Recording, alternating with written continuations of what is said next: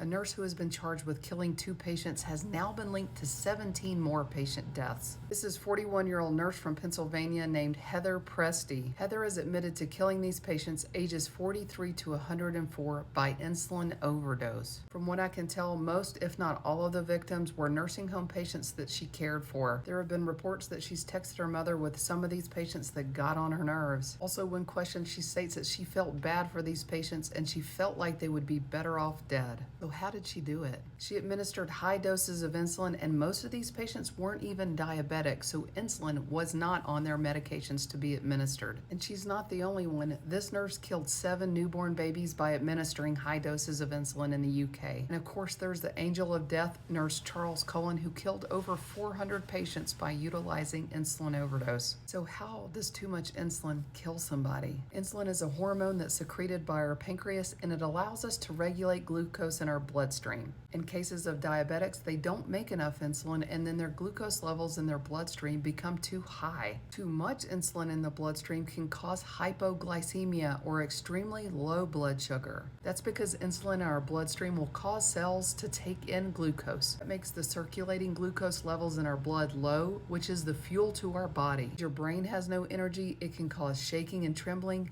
dizziness, confusion, difficulty concentrating, seizures, and even death. Heather also admitted that in some patients she would actually induce an air embolism. She would take air in a syringe and inject large volumes of air into a patient's IV, and that can cause a heart attack or stroke. The real problem that I have here is that Heather went from job to job, and these types of allegations were brought up but never pursued, and that she continued to gain employment at a new place. Other coworkers brought up these concerns of these mysterious patients' death under her care. How was she allowed to do this? Let me know your thoughts in the comment section.